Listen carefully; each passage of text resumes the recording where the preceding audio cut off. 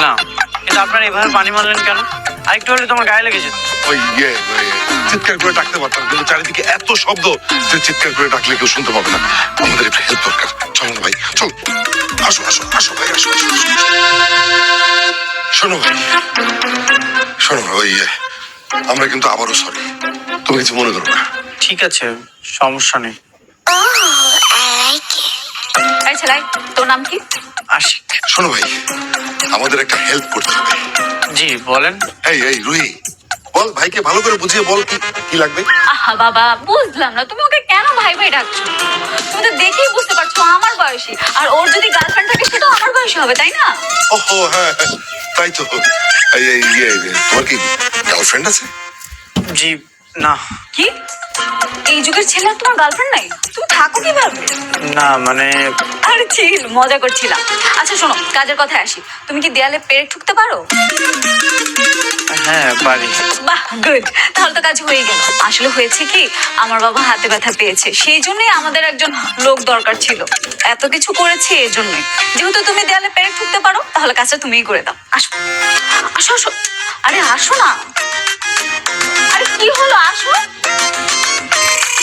আসো আসো।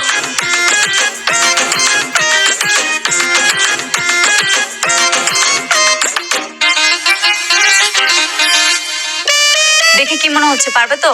নাকি আমি তোমাকে উঁচু করে ধরবো? না না, ধরতে হবে না, আমি পারবো।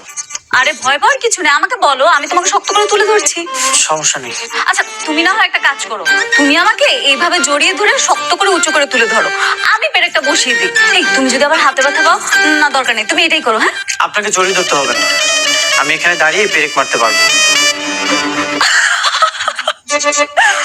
বাবা এত লজ্জা! সামান্য একটু জড়িয়ে ধরতে বলাতে এত লজ্জা পাচ্ছ? ও হ্যাঁ, মনে পড়েছে, তোমার তো আবার গার্লফ্রেন্ড নেই। গার্লফ্রেন্ড থাকলে আর এমন হতো না, তাই না? জানি না। আচ্ছা পেরেকটা কোথায় মারতে হবে?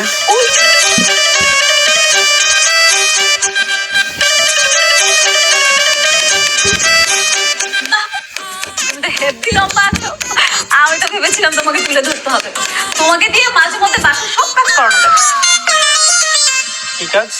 এই ধরো, গাছ থেকে আম পাড়া, আমাদের বাসায় ফ্যান পরিষ্কার করা, এগুলো তোমাকে দিয়ে করানো যাবে। কাজ শেষ। Thank you. আচ্ছা আমি কেন আপনাদের বাসায় ফ্যান ক্লিন করব? আর আপনি আমাকে প্রতিদিন কোথায় পাবেন? কেন, তুমি আসবে। এই যে আমাদের পরিচয় হয়ে গেল, এখন থেকে মাঝে মাঝেই তুমি আমাদের বাসায় আসবে, আর এসে আমাদের বাসার টুকটাক যা কাজ আছে সব তুমি করে দিয়ে যাবে। কি রাগ করলা? না ঠিক আছে। আচ্ছা আমি আসি। এই দাঁড়াও দাঁড়াও, মজা করছিলাম। তুমি অনেক ভালো ছেলে, তোমাকে দিয়ে বাসার কোনো কাজ করাবো না, মাঝে মাঝে এসো, কেমন? ভালো থাকবেন। আসি।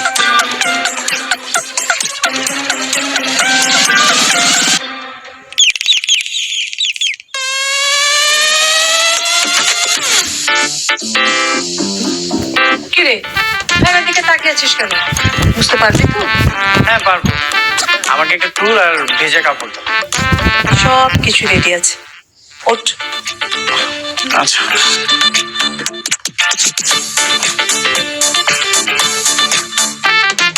আচ্ছা, 2 দিন ধরে তুই টিউশনে যাচ্ছিস না, ঘটনা কি বলতো? মা, যে মেয়েটাকে আমি পড়াতাম সেই মেয়েটা একটা ছেলের সাথে পালিয়ে গেছে। নতুন একটা টিউশনি খুঁজতে হবে। বাহ, পালিয়ে গেছে? তোর ছাত্রী অন্য একটা ছেলেকে পটিয়ে প্রেম করে পালিয়ে গেল, তুই কিচ্ছু করতে পারলি না? আচ্ছা মা, আমি এখানে কি করব? অন্তত প্রেম তো করতে পারতি নাকি? সবার কি সুন্দর গার্লফ্রেন্ড আছে, তোর কোনো গার্লফ্রেন্ড নাই কেন বলতো? তোর কি মেয়েদের দেখতে পছন্দ হয় না বাবা? মা, মেয়েদের দেখে তো পছন্দ হয়, কিন্তু যখনই আমি মেয়েদের কাছে যাই আমি কিছু বলতে পারি না, কোনো কিছু খুঁজে পাই না। কেমন জানি শরীরটা বিড়বিড় করে ওঠে। গায়ে করে কথা বলবি? শোন, রাস্তা দিয়ে যদি কোনো সুন্দর মেয়ে হাঁটে, মানে তোর পছন্দ হয়, ইচ্ছে করে ধাক্কা মারবি, তারপরে দেখবি যে আস্তে আস্তে কথা বলা শুরু হয়ে গেছে। তুমি মা হয়ে আমাকে প্রেমের বুদ্ধি দিচ্ছ? হ্যাঁ দিচ্ছি, না দিলে তো তোর কপালে কোনো মেয়েই জুটবে না। হ্যাঁ শোন বাবা, নিজে থেকে পছন্দ করলে বিয়ে করতে সহজ হয়। আচ্ছা মা, সত্যি মেয়েদের গায়ে পড়লে প্রেম হয়ে যাবে? প্রেম হবে এরকম কোনো কথা নেই, তো বন্ধুত্ব তো হবে নাকি? তারপরে বন্ধুত্ব থেকে আস্তে আস্তে প্রেম হয়ে যাবে। শোন, তুই আজকে থেকেই চেষ্টা করবি, যেভাবেই হোক তোকে একটা প্রেম করতেই হবে।